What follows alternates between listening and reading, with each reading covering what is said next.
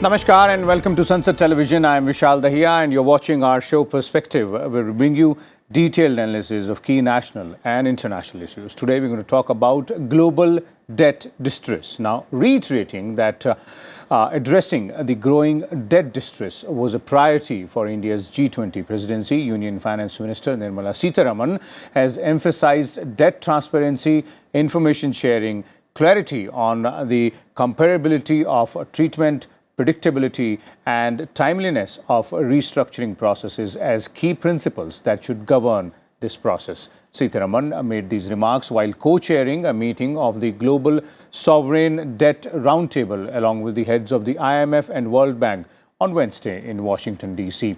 At least 21 countries are in default or seeking restructuring. Last week, IMF's managing director had also said that 15% of low-income countries are already in debt distress, another 45% are vulnerable, and a quarter of emerging economies are at high risk. A report by the UN Conference on Trade and Development says that high interest rates combined with soaring debt levels will add to the crushing effect on developing countries over the coming years to the tune of at least $800 billion. Among its recommendations, UNCTAD says that an urgent focus on the reform of global debt architecture is required to adequately address developing countries' needs. So today, we will discuss and analyze a bit more about this global debt crisis, how deep this goes, what are the factors which are contributing to this, and what is the way forward to resolving this issue at a global level. And for more on this, we're joined by a distinguished panel of experts. Let me first introduce them to you, beginning with Mr. Jayandas Gupta is with us, former ambassador, WTO. We're also joined by Dr. Rajan Sudesh Ratna, Deputy Head of South and Southwest Office of United Nations SCAP. We have Dr. Aruna Sharma also joining us, a member of the Digitization Committee of RBI, Mr. Dilip Chenoy, Chairman of Bharat Web3 Association, and Dhanendra Kumar, former Executive Director for India in the World Bank, is also with us. Welcome all of you as well to Sansad Television. Let me begin with you, Mr. Das Gupta, and let's start by understanding one thing first. How serious is this crisis? This is indeed a very serious crisis, and it has reared its head from about 2020 onwards, when we had the pandemic start from about January or February. And that is what prompted the G20 to take two initiatives. One of them was the common framework for low-income countries, which could alleviate their problems, debt problems, and could allow them to restructure their debts. The second one was the Debt Sustainability Suspension Initiative, which basically said that a moratorium would be given. And that, of course, expired 1.5 years ago.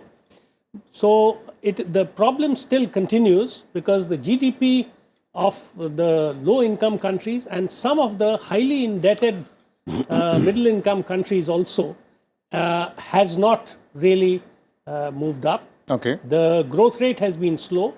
The debt burden, if you look at the debt burden, since the pandemic, the advanced countries, the debt to GDP ratio has gone up by about 20%. For middle-income countries by 10%, and for low-income countries, 7% more. Now, this is on top of the debt burden that they were already carrying from before.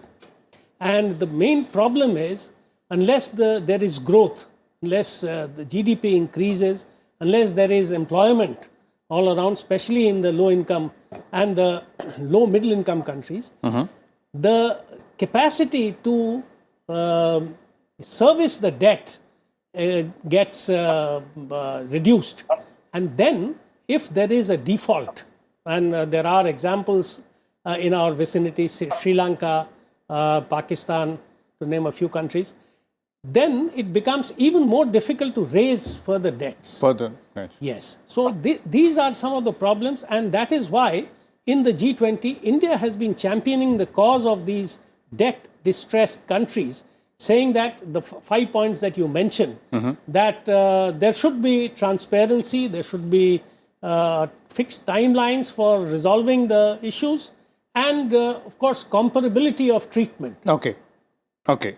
And we'll come to those aspects as well. That 5-point formula and what the other global agencies are also saying, is to deal with the situation. But let me bring in Dr. Ratna here as well, and let's also go a bit deeper into what Mr. Dasgupta was referring to in terms of understanding the real reasons behind it. What is it, or what are the factors that are contributing most to this debt crisis, specifically in low-income countries and middle-income countries as well, developing economies, as we say, some of them. And that crisis is very severe if you look at country-wise. Some examples cited by Mr. Dasgupta, some of them in our neighborhood only. Thank you. You're right, and I echo what Dr. Dasgupta has said. This is a serious concern, and it is indeed drawing the right attention with the global leaders, including the Indian Finance Minister raising it in the World Bank meeting. But coming to the root cause, actually, it's not the existing one. I mean, very recently, a couple of days ago, UNCTAD, from where I come, we have come out with an Asia-Pacific report we just released for 2023. And the title of that is Rethinking Public Debt for Sustainable Development Goals. Okay. And to name a few, one is the narrative of what should be the ratio between the government debt and the GDP. And standard for developing countries around 70 to 80%, 77% is being talked. But there is no consensus. But if you look at, and what I will echo Dasgupta Sahab's thing, Japan's, that ratio of government debt with GDP is 262%. If you look at Singapore, it's 160%. For Bhutan, it's 132%. For Maldives, it's 125%. Or Sri Lanka is 103%. India is in the range of 80%. I mean, if you go by those calculations. Okay.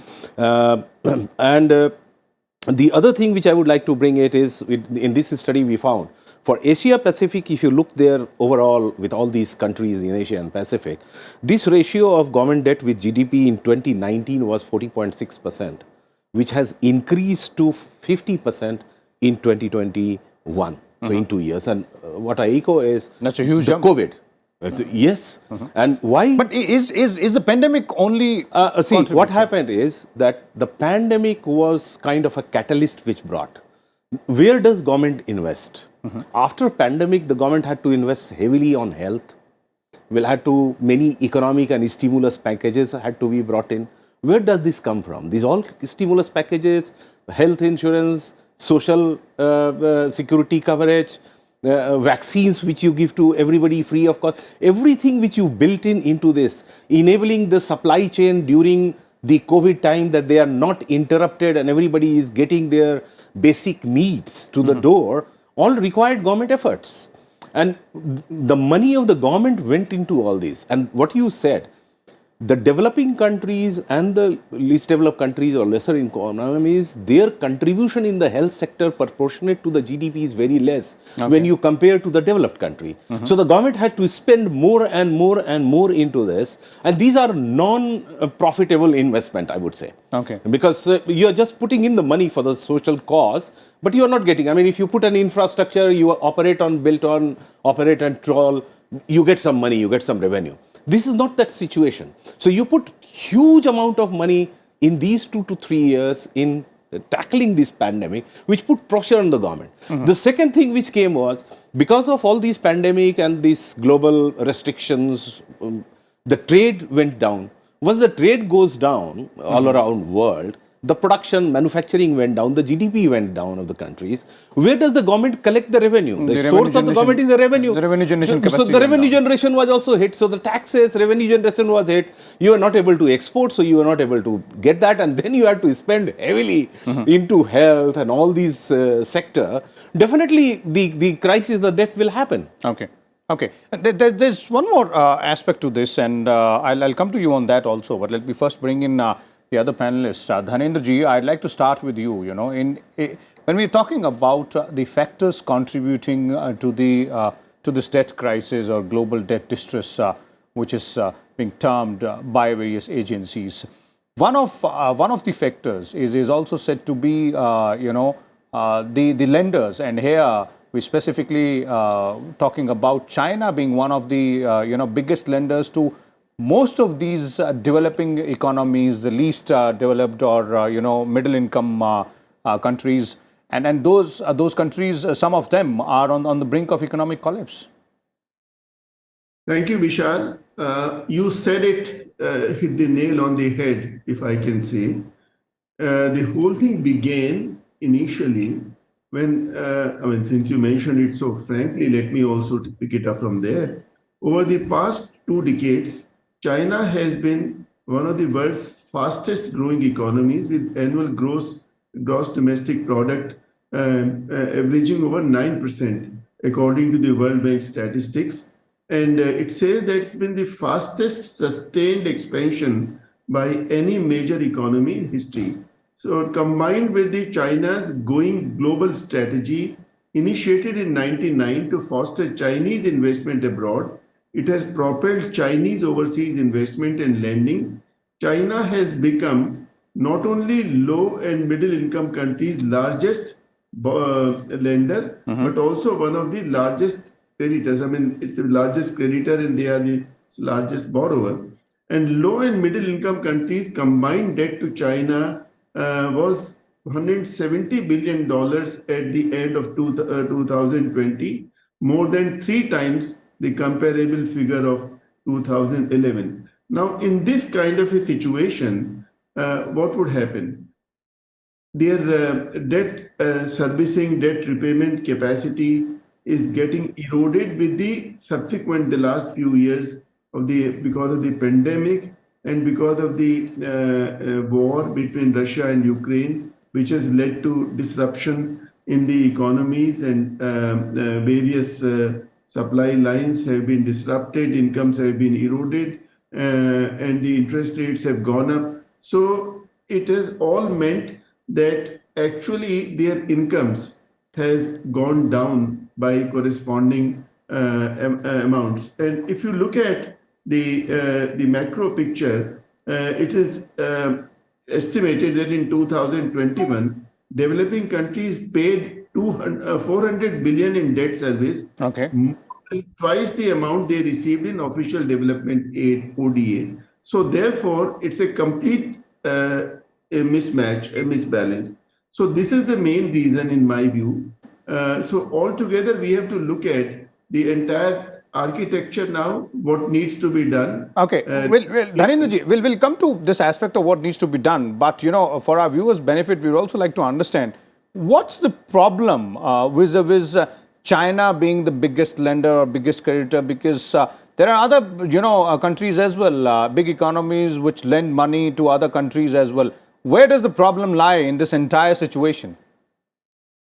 China has been lending money to these poor countries in Africa and elsewhere, and Angola and Zambia and so on. So that is one part.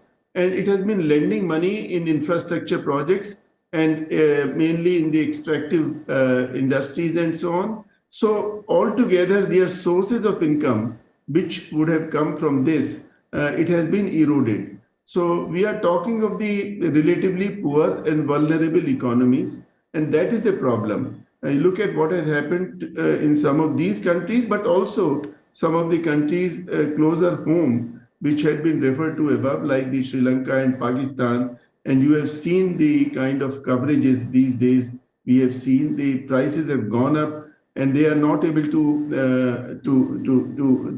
contain the food inflation and things of this kind. Okay. So it is eroding into the incomes and the ability to spend on essential goods and services in these countries.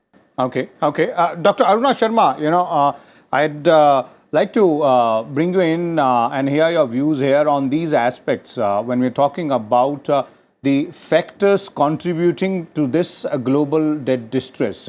One, of course, is the COVID pandemic, which led to, severe depletion in the capacity of various countries to earn revenue or generate revenue as well, spend more and take more loans as well. But when we are looking at the China angle, Is it the, as some of the reports say, that the opaqueness, the manner in which, the entire debt process is followed by China when we are talking about its loans to other countries? You have raised a very pertinent question, because pandemic is a reason to accelerate is fine. But if you look at the global debt database, right, that is the maybe 2018, which is from 1950 to 2019, there also this debt ratio of the developing economies have been growing at accelerated pace, and their debt burden has been constantly increasing. And if you look at the figures, it has increased now by 349% leveraging on GDPs of these countries. So in the sense, it is a vicious cycle they have been trapped in.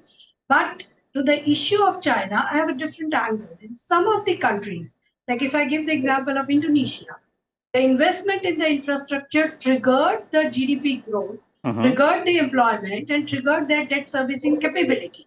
But in countries like Sri Lanka, Pakistan, or some of the African countries, where it was combined with high levels of corruption, you look at it, where the money was not used intelligently for the growth and the infrastructure, or like my co-panelist very rightly said, that you have to trigger the economy when you borrow from somebody. It can't be a consumable where it is not going to lead you anywhere, which in the pandemic was like a distress signal.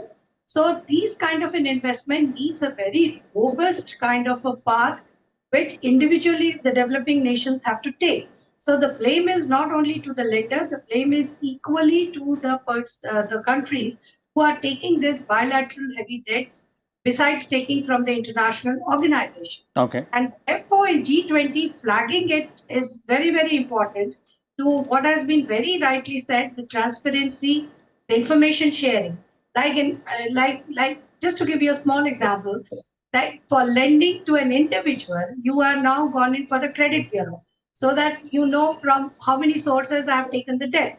And then you decide whether I'm capable of servicing that debt. Something similar has to come when information sharing is being flagged by India chairing the G20 and bringing it on center stage, the World Bank meeting, because that is what is going to make the difference. So I want to put this angle that when debt is taken, it has to be intelligently used. The blame lies on both the sides. And what has been correctly flagged is to bring in information sharing and transparency and better norms, so that this kind of a jump of 346% can be sort of reined. Okay. Mr. Chenoy, you've heard all the panelists. Would you agree with what all of them are pointing out in terms of the factors which have contributed? And as Dr. Sharma towards the end was referring to it, that blame lies on the both sides. It can't be just the lender, but the borrower as well, as to how well or how intelligently that money is spent. Yeah, I think first Ambassador Dasgupta talked about the debt service suspension initiative, which was actually launched earlier, and I'll come back to that later. But I think the challenge here is, as articulated by different people. One, initially the interest rates were low, right? Then you had high investment needs, whether it is in projects such as Indonesia or projects in other countries which got different returns there. But I think that the challenge was that the countries could not raise additional domestic revenue, and their ability to service the debts, right, actually caused one issue.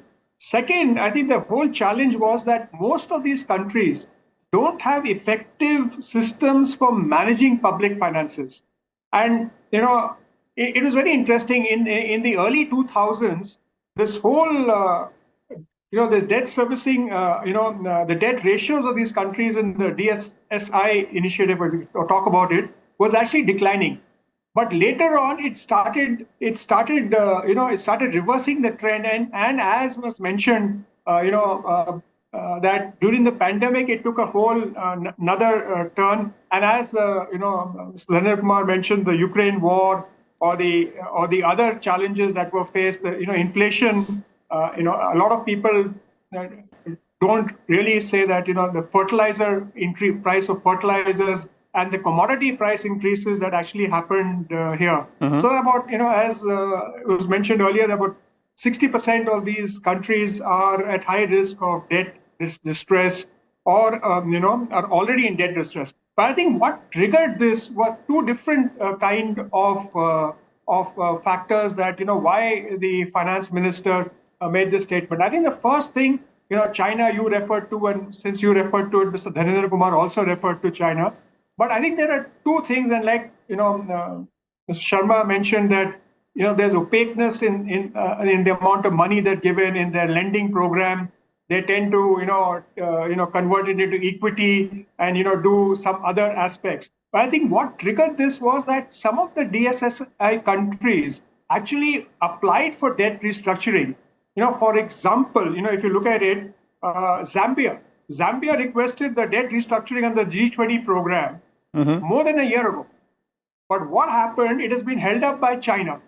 And held up by China insisted that local debt owned by foreign investors, right, be included, and the multilateral, kind of development banks actually agree to reduce debt principal along with the Chinese debt. Now, that's something which I think, the multilateral system does not accept, and I think Mr. Dhanendra Kumar is more knowledgeable about this and can actually do that. So I think this whole challenge that was faced in the whole process of DSSI going forward, it is being held up. And if you can't do the restructuring, quickly, and it takes much longer time, then the position already gets worsened. So you are seeing this challenge there, and therefore the need to actually create a system to address this. Okay. Clearly, looks like China is looking forward to the other lenders also, in this case, global agencies taking a haircut as well. But Dr. Ratna, well, your view there on this angle, you were earlier talking about how your study points out various aspects, and COVID pandemic being the recent reason. But has it not been building up for quite some time? Crises like these, at a global level, they don't appear just in a year or 2 years, something like that. No, you are absolutely right, and I have 2 points to say here. Especially this report, when one look at it, I will give you Asia Pacific perspective. What we call is this debt crisis is not something new, as you rightly point out. Of course, it affected few countries, but we call it a U-shaped curve starting from way back in 1995. So in 1996-97, when there was a Southeast Asia crashing happening, there was a debt crisis. Then 2008, when things happened bad in US and the whole global economic recession started, again there was this pressure on debt, and now because of the COVID. And it will continue. I entirely agree with Mr. Das Gupta, because the projections for economic growth for 2023 and 24 is also not very positive, right? We thought that we have come out of the pandemic and the recovery is there and all. But if you see the projections for 2023, 2024, it's not very encouraging. It's positive, but not encouraging. The second point which I want to make is another one, which relates to looking into this, and what Arunaji and others have also said. One point is that you put blame on the lender. It happens, right? Traditionally, historically, it is happening. Today, China is at a receiving end. But what prevents the recipient governments to be transparent? If we say that China has given these conditions which are bad, what prevented the recipient countries not to disclose what were the terms and conditions for these agreement of getting the lending from China? Perfectly well, but then the lender should also play by the rules. I mean, lender will have to play by the rules, but when you talk about bilateral lending, there are two things. I am a recipient, and always the lender will have an upper hand. It happens every time. So when a country goes for taking money from another, and especially when we are talking about the private players, they have a say. And today, Das Gupta sir said, When Sri Lanka is going for restructuring, Pakistan is going for restructuring, what leeway they have to play? Even forget about with IMF and World Bank. They have to fall in line with what is prescribed standard into the coding system. Okay. They have to do it. Okay. So when you do in the bilateral context, I understand you don't have much flexibility. So one was the transparency. The second is even the recipient governments, I mean most of the governments who are into it, overspending, unjudicious spending of public money is known history. Right? So when the debt happens, it's not only because the lending conditions are not good, but it's also because historically, as you rightly say, you have not been maintaining your debt management in a proper way as a fiscal The healthy policy management of fiscal policies. Absolutely. Okay. So you are overspending the public money where you should not have overspent. You should have done some kind of a restructuring and put the money judiciously into where you would have got a better return. And I agree, except for India, because certain countries that do not have their own domestic investment coming in, right? And so they also face a severe challenge. So there are different constraints for different countries out there, and this is ended up in a global crisis now because there are a number of countries, and that percentage which I was referring to as per the IMF report is also really revealing out there. We'll take a very short break here, and then we'll come back and continue this conversation and focus on what lies ahead. What is it that needs to be done when we're talking about reforms in the global debt architecture? The structure itself, what are the steps which need to be taken by all the stakeholders? Stay tuned.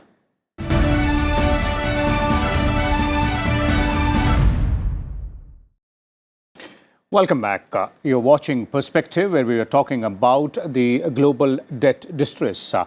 Before we went into the break, we spoke about and discussed the why and how of this crisis. Let's now focus on the road ahead. Mr. Dasgupta, I'd like to begin with you again. What's the solution to this? Because there are many countries which are facing this problem, and we're at a stage now where this can precipitate further to perhaps a larger global crisis, which can't be, the go-to movement in the present global situations when the global economy is not doing good. We are coming out of the pandemic effects, and there is an ongoing conflict also. I think the most important thing here is the fact that the main lenders, and the Paris Club is, of course, of the developed countries, is one of them. China is a major creditor, as Mr. Dhanand Kumar has also mentioned. So everybody has to be on the same page about the comparability of treatment. Now, if a country, for instance, has taken, let's say, $100 from all its creditors together, and if the Paris Club and the IMF, let's say, they have lent $50, so they say that, all right, we will give a moratorium for 2 years or 3 years, and then we will start debt servicing once again. China does not agree, which is precisely the case. The IMF and the Paris Club, IMF, had a meeting with China, and they wanted China to agree to the debt sustainability analysis of the IMF. And the Chinese said that they don't quite agree with that.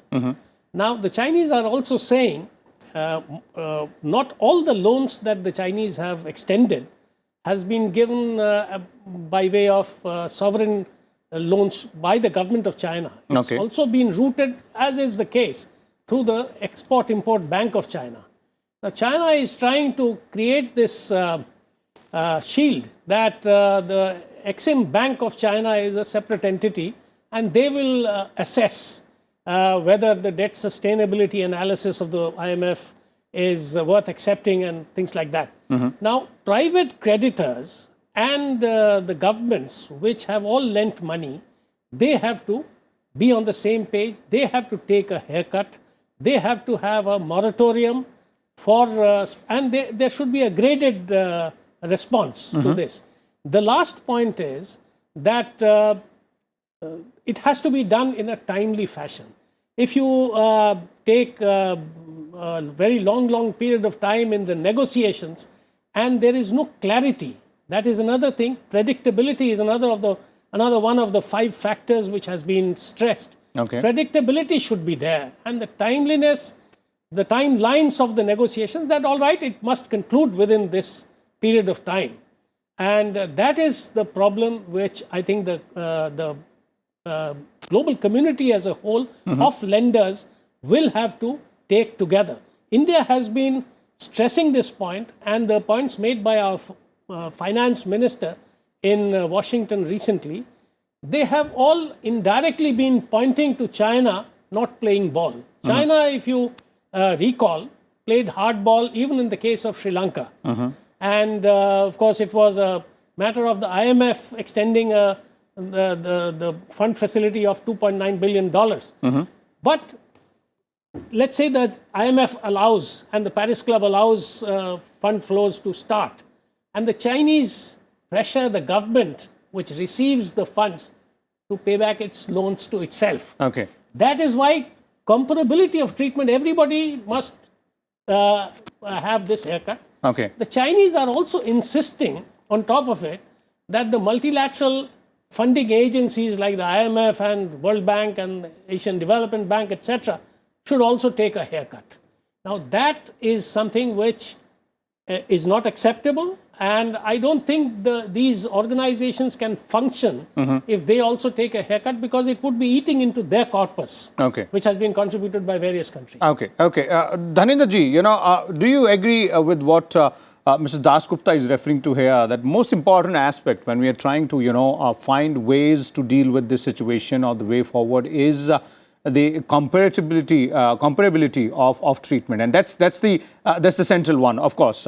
In addition to that, what more can we add to it? I completely agree with Ambassador Dasgupta. I also completely agree with what my friend Dilip Chanoy had said. But in response to your last question to me, I was suddenly reminded about the story of Merchant of Venice, if I could bring that story here. To recall, when Antonio had borrowed some money from Shylock and he couldn't pay, then Shylock demanded a pound of flesh. And then you know what Portia did and all that stuff. So the answer to your last question to me was, is the lender lending you in good faith? Whether he is trying to help you in good faith, whether there is opaqueness or there is transparency. And in this particular case, as it was pointed out, if the major lender, China, is also trying to block any effort of restructuring, then what happens? If you are working in good faith, there should be a complete transparency. So what we should need to do, I think, is there should be a public debt registry for developing countries, which would allow both lenders and borrowers to access debt data. This would go a long way in boosting debt transparency, strengthening debt management, and reducing the risk of debt distress and improving access to financing. An independent sovereign debt authority which engages with creditor and debtor interests, both institutional and private, is urgently needed. At a minimum, such an authority should provide coherent guidelines for suspending debt payments in disaster situations, ensuring that the SDGs are considered in debt sustainable assessments. So what is happening, that most of the SDGs issued by the IMF, they are used in debt servicing. And as I said, if the income is less than the funds required for debt servicing, then there's a debt trap. And this is what is happening in most of these countries. And as it was pointed out by Dilip Chanoy, look at what happened in Zambia and Angola and many other countries. So we have to see what is sustainable, what is doable in these countries. And obviously, the multilateral institutions can't be put at the same pedestal as the individual countries like China, that they should also undergo a haircut. So you are not really acting in good faith. So we should be transparent. We should be at least looking at working in good faith. And therefore, I completely agree with the Ambassador Jain Dasgupta and also the comments made by my other friends. I think the global financial order should take care of the current situation before it gets out of hand, the way things are going. Okay. Before it spirals out of control, it will have to be contained and measures to be taken. Mr. Chinoy, what would you, advise in terms of the steps which need to be taken? Because one thing which is very, sure and commonly agreed is that the restructuring of the entire process is required. But what are the factors? Comparability of timelines is of course one, predictability as well, being very transparent about the entire process. But what more can be added to it so that this doesn't come back to us again? I think sometime back, I think the IMF had come out with a paper on precisely this topic, right? And what Ambassador Dasgupta and whatever Dr. Ratna said and Sudhandra Kumar said, I think the three elements that they talked about.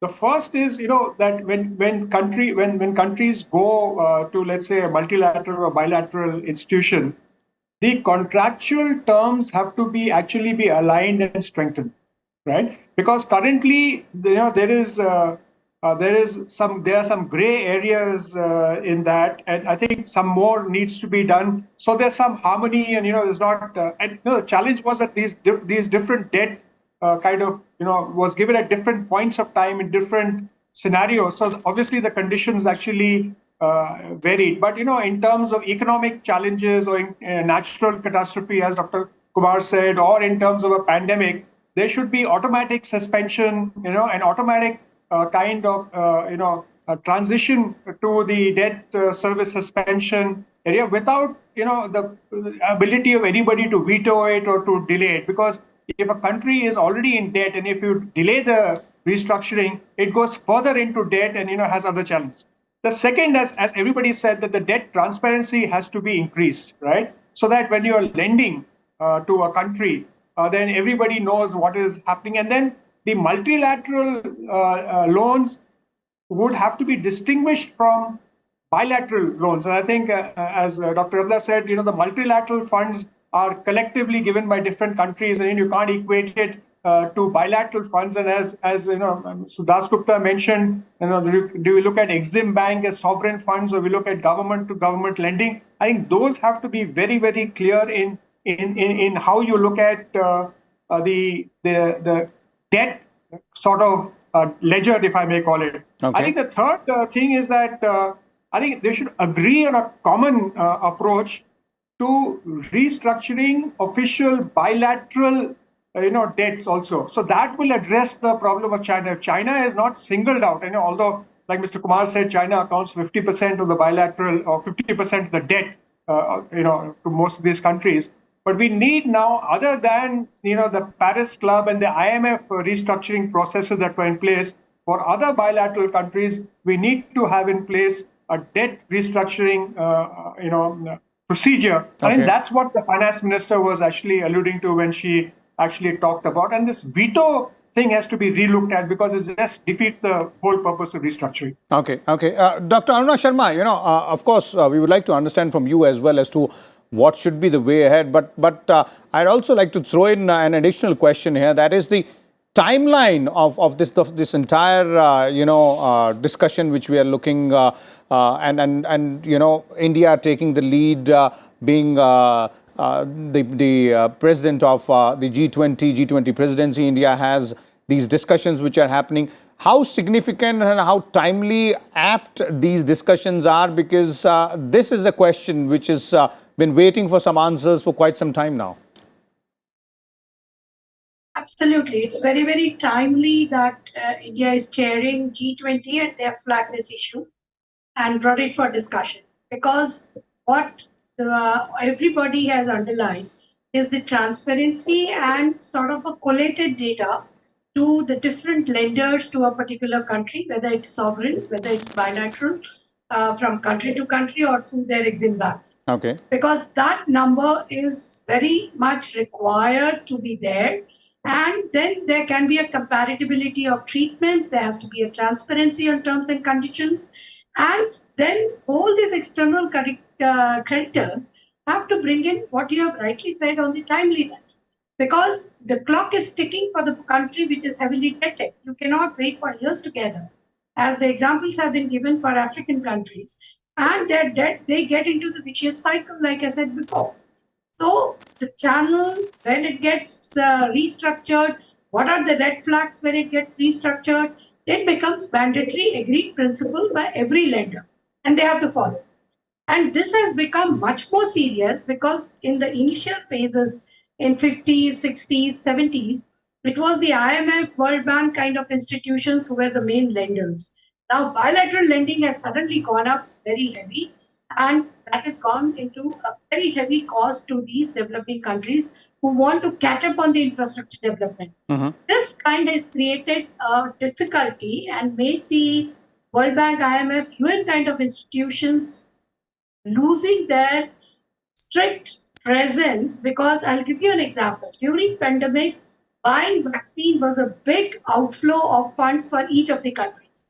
I remember when HIV/AIDS came, the IPR was removed by United Nations. In the Human Rights Council and state heads meeting, this was flagged, and HIV vaccine was allowed without IPR to be made by the countries who make at cheaper cost, and India was of course there. This did not happen in the vaccines, right? So all these countries and all these institutions failed when the world badly needed to check their outflow of money, where it was like a mandate to save their population. That has to come up. And when you are talking about the way forward has been correctly flagged by the finance minister to bring it to the G20, and maybe in a couple of months, not more than 6 months, come up with a formula of agreed principles that any debt restructuring red flag will start when there is debt which crosses this much percentage of the GDP. It should be an auto mode, so that will take care of your predictability and timeliness. Similarly, for all external creditors, you have to see how much the country is already indebted, whether they can do that kind of a debt servicing. Then there has to be a clarity on the comparability of treatments that they are getting. You cannot sort of, being a lender, overpower them. And last point I'll make is the hegemony, which some countries think that power, dominance, leadership, and the power these days means money power. They can steer or direct the way this restructuring should happen, and countries should be left out for debt trap. The answer is capital no. And G20 with its members should come down heavily. Okay. I'll bring in Dr. Ratna here as well for the concluding comment. Hold your thoughts there, because I like to have some views from Mrs. Dasgupta on this issue. The first part of this, the significance of now and here, as in terms of India's G20 presidency, India being one of the emerging world powers with strong economic fundamentals and economic growth outlook, which Dr. Ratna was referring to. And if you look at it in that aspect as well, seems like the only economy which perhaps might be doing much better than others in the given situation. So in this situation, the significance of this fact that India is taking the lead here, that is one. Two, how likely are we going to see, some sort of resolution coming forward? Because one of the factors is China, being very adamant on its stand. I think the first thing which I will like to mention in this context is that India has always been the voice of the voiceless poorer countries, the low-income countries, whether it is in the UN or in the WTO or in other international fora. And India is once again taking up the cause of the poorer countries as its own, and it's trying to find a solution to this. This is of a piece with the Global South Summit, which was organized by India, which was for the first time held in India. And the other point is that India is also trying to find its own rightful position in the world, where it should be considered as a preeminent voice of the South. And that, of course, is because of China's preeminent position in terms of lending and its economic power, had pushed India to the background. But now that we are coming into our own, our economy is doing well, I think we are trying to regain that lost ground, and again trying to reiterate the fact that we have always been the voice of the voiceless, and the voice of the global south. One this aspect of the India taking lead as well. Let's also hear it from Mr. Chinoy. Mr. Chinoy, how would you describe that aspect? So I think that is very important as India taking the lead, and we are at a very interesting stage of G20 because if you look at the previous presidency, it was Indonesia, South. The next presidency and the next two presidencies are South Africa and Brazil. Now, within these 4 years, we are actually given a unique opportunity where the global South, as Ambassador Dasgupta talked about, could lead the discussions in a way that actually address the issues of the developing countries, the least developing countries, and those, rather than if it were led by a developed country, the whole discussion would have been put in a different way. So I think the leadership that the Prime Minister and the Finance Minister give in this area currently could help transform this whole multilateral lending and the global debt scenario in the years going forward. Enough. Let's now try and understand, the final viewpoint from Dr. Ratna here as well. Dr. Ratna, coming back to you again, in terms of what should be the solution and the aspects, the key aspects of that solution. Thank you. Right. So let me come to out of these broader 3 pointers. The first point is strengthening the G20 common framework for debt treatment. And there we have prescribed 3, highlights. One is, Ambassador Dasgupta also said, the timely debt relief, whenever you are talking about, the time is essence. If you delay the process for 2-3 years, it's too late.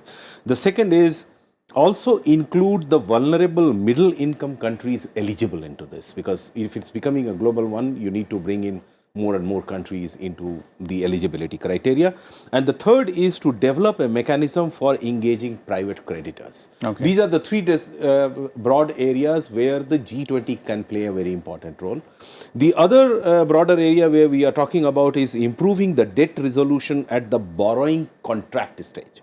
And that is where we are saying that you need to promote collective action clauses, which means that the decision by most creditors should be allowed to all the creditors, so that you have a transparency. It's not that individuals so no veto system as Dhanindraji was referring. Right. And the second is also to promote state contingent clauses, which means that there is an automatic debt relief in cases there are shocks such as natural disasters. What happens in Pakistan, the flood, Turkey saw earthquake, and imagine a situation, and we are seeing the natural disasters are increasing, and these are not under the control of any country or human being. So under such circumstances, you need to have some kind of a saving clause. The third one which we are talking about is promoting common principles and norms for debt restructuring, which covers improved coordination among debtors and the creditors and other stakeholders. And the last point we are saying is accelerate consensus building on common principles and practices among all stakeholders for effective debt resolution. Okay. Now, coming to the earlier question which you asked to the panel, I would like to answer, because we are also engaged in G20 presidency and working in various working groups. Of course, we are not in the finance track, but we are into Sherpa track. And we have seen as a SCAP in other G20, previously it was Indonesia, and before that we are following. India is doing something different in this G20. Before the presidency came, they had a very clear agenda. They are very ready with the knowledge partners. They did all the background work. So work started even before the presidency came. The second thing, in most of the important issues which India is doing is bringing a global consensus on very important issues and translating them into the working groups towards the end in a kind of a global architecture which becomes a framework, which becomes a global framework. Of course, it will be non-binding by the nature of G20. Okay. But such frameworks, if they are developed, and these are all things which India is leading, doing differently, and the way it has prepared itself with various working groups, with a backgrounder, bringing the technical experts, bringing international organizations, making presentations, deriving and driving the agenda where it should be. It's not an open-ended, one meeting you do something, second meeting you do something. Very recently in Bangalore, there was a meeting on this issue, the central banks of all the G20 members attended. So it is really showing that leadership. As Ambassador Dasgupta Sahib was saying, I partially agree that India was a voice of developing country and least developed countries. But I think now India is becoming a global leader. It is also becoming a leader of the developed country. Yes, indeed, there's no doubt about that. Emerging global power on all aspects. Now we're talking about finance. We've seen on energy as well, solar specifically, and various other aspects also in COVID pandemic. We And saw the how icing we on the led case world. is now when India says, people hear. Indeed, and that's let's hope that this time around also a solution is found because we've been waiting for that solution for quite some time now. Thank you so much, Dr. Ratna, Mr. Dasgupta, Dr. Sharma there for joining us, Mr. Chenoy as well, and Mr. Dhanendra Kumar also for sharing your views and insight with us and our viewers. As our experts were pointing out, clearly it is a very complex situation, but of course a situation which demands an immediate solution, and that involves restructuring process with various other aspects be taken into consideration. The time, or being it the timeliness of this process, comparability, as well as being very, very clear and very, information sharing part, being very clear about that as well. We'll come back again, keeping a close watch on the developments here on this and various other aspects of national and international concern. Till then, keep watching Sansad Television. Thank you.